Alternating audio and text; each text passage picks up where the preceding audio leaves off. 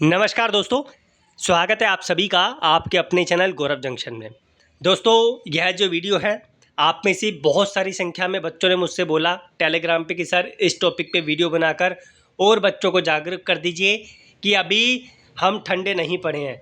हमारी मांग तब तक हम लेते रहेंगे, पूछते रहेंगे जब तक हमारी बातों को नहीं सुना जाएगा।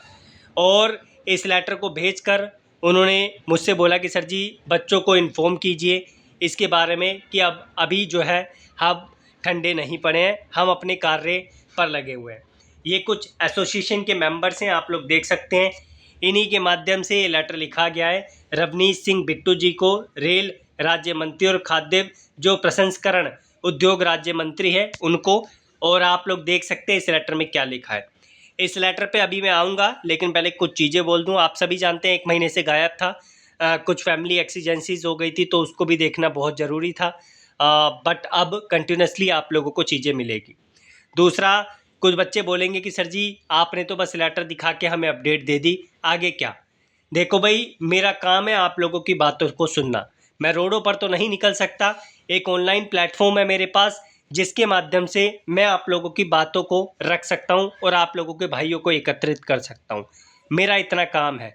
लेकिन अगर आप ये सोचोगे कि रोड पे जाकर मैं फिर जो है प्रोटेस्ट करना शुरू कर दूं, तो वो बहुत ही जो है यहाँ पर एक संभव कार्य मेरी तरफ से नहीं होगा। ये जो लेटर है ये 22 तारीख यानी आज का ही है। लेटर नंबर आप लोग देख सकते हैं, कितने लेटर लिख दिए गए हैं, लेकिन आप लोगों की बातों को नहीं सुना जा रहा है। अब मल्टीपल आप लोगों ने देखा होगा, जो यूनियन बनी बैठी है, एसोसिएशन बनी बैठी है, उनको भी लेटर लिखे गए, लेकिन उन्होंने बोला कि हम आप लोगों की बातों को आगे पहुंचाएंगे। और उनको जो बातें थी लगभग 1.5-2 महीने ज़्यादा ही हो गया बल्कि, और आप लोगों की बातों को अभी तक कितना आगे पहुंचाया है उसकी अपडेट नहीं मिली। साउथ की बड़ी संख्या में बच्चे दिल्ली आए थे, आप सभी जानते हैं, जंतर मंतर पे, लेकिन उनकी भी बातों को यहाँ पे जो है नेगलेक्ट कर दिया है और उनकी भी चीज़ों को यहाँ पर नहीं सुना गया है। अब ये लेटर किसको लिखा गया आप लोग देख सकते हैं, अप्रेंटिस के ही संबंध में है। आप लोग ये पढ़ सकते हैं, मैं फिर भी कुछ चीज़ें पढ़ देता हूँ यहाँ पर। सविनय निवेदन यह है कि हम सभी रेल अप्रेंटिस पिछले कई सालों से बेरोजगार बैठे और ये रियलिटी है। मेरी नज़रों के सामने मेरे घर पे भी कुछ लोग ऐसे आए थे जो बोल रहे थे कि सर जी क्या पॉसिबिलिटी है, क्या हो सकता है हम अप्रेंटिस वाले बच्चों का। ठीक है, तो भाई देखो, इसके बारे में तो रेलवे खुद ही आप लोगों को जवाब दे सकता है, या कोई जो मिनिस्टर है, किसी यूनियन का लीडर है, वो आपको बता सकता है। हमारे पास जो इन्फॉर्मेशन आती है हम उतनी जानकारी आपको प्रोवाइड कर देते हैं।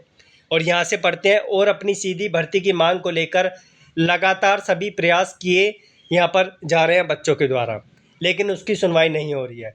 हम लोग स्किल इंडिया का हिस्सा होने के साथ रेलवे का अभिन्न अंग भी है, और ये रियलिटी है। आप सभी जानते हैं, एक नॉन स्किल बंदे को ले लो और एक स्किल बच्चे को ले लो। अब जो बच्चा कार्य पर स्किल्ड वाला अगर जाता है पहले, तो उसके कार्य में कितनी सफाई होगी और एक नॉन स्किल्ड वाले बच्चे के कार्य में कितनी सफाई होगी। यहाँ पर आप लोग देख सकते हैं, पूर्व के जो सभी रेल मंत्रियों थे, हम रेल अप्रेंटिस को प्राथमिकता के आधार पर रेलवे में समायोजित करने का आदेश निकाले हैं। अब तक रेलवे में लाखों अप्रेंटिस नौकरी कर रहे हैं, ये भी रियलिटी है। हम लगभग 80,000 बच्चे बचे हैं, लेकिन हमारा अभी कुछ नहीं हो रहा है। जल्दी से जल्दी हम कुशल कारीगरों को भी रेलवे में आगे बढ़ने का मौका दिया जाए। यहाँ पर बेरोजगारी और सरकार की दोहरी नीति की मार झेल रहे हैं सारे बच्चे। एक तरफ मौजूदा सरकार बड़े बड़े वायदे करती है और मेक इन इंडिया और स्किल इंडिया की बड़ी बड़ी बातें करती है, परंतु जो कई सालों से स्किल इंडिया उनके बारे में बिल्कुल नहीं सोच रही है। रेलवे अप्रेंटिस की इतनी बड़ी दुर्दशा कभी नहीं हुई है।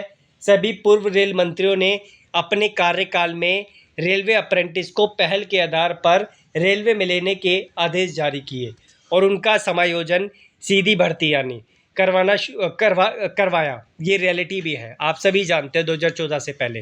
परंतु मौजूदा जो रेल मंत्री है, रेलवे अप्रेंटिस के साथ सौतेली माँ जैसा व्यवहार कर रहे हैं, क्योंकि डीओपीटी की जो गाइडलाइंस है उसके अनुसार पंजाब सरकार आज भी अपने बिजली विभाग और शिक्षा विभाग में सीधी भर्ती दे रही है, जबकि रेलवे देश का सबसे बड़ा नियुक्ति देने वाला विभाग है, फिर भी रेल अप्रेंटिस को ट्रेनिंग करवाकर घर बैठा रही है। 2015 तक के सभी रेल अप्रेंटिस का समायोजन सीधी भर्ती कर चुके हैं और बाकी के लिए 20% आरआरसी में आरक्षण देकर दोबारा परीक्षा देकर आने को बोल रहे हैं। यह दोहरी नीति नहीं है तो क्या है? आज़ाद भारत में ब्रिटिश शासन जैसा व्यवहार किया जा रहा है। आप अप्रेंटिस एक्ट का बिल संशोधन भी देख सकते हैं। हमें रोजगार पहल के आधार पर मिलना चाहिए, परंतु हमारे साथ अन्याय यहाँ पर शायद रेलवे में एफडीआई के निवेश और रेलवे के निजीकरण की वजह से हो रहा है। रेलवे में लगभग 3 लाख पद सेफ्टी कैटेगरी में खाली पड़े हैं, जिसकी वजह से रोज़ाना रेल दुर्घटना हो रही है और ये रियलिटी भी है। अगर रेल अप्रेंटिस को रेलवे में सीधी भर्ती डीओपीटी की गाइडलाइन से मिलती है तो सभी पद स्किल अप्रेंटिस से भरे जाएंगे और रेल दुर्घटना को भी कम किया जा सकता है। कृपया हमें न्याय दिलाने में मदद करें। किसी भी प्रकार का दस्तावेज चाहिए वो भी मुहैया करवाया जाएगा। कुछ दस्तावेज जैसे डीओपीटी की भर्ती रूल और रेलवे बोर्ड का भर्ती का मास्टर सर्कुलर पत्र के साथ जोड़ा गया है। इन्होंने और चीज़ें भी जोड़ी गई है इस लेटर के साथ।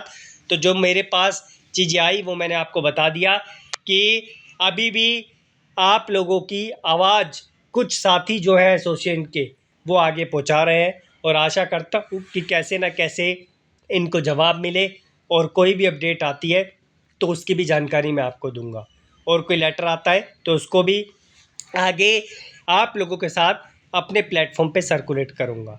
धन्यवाद।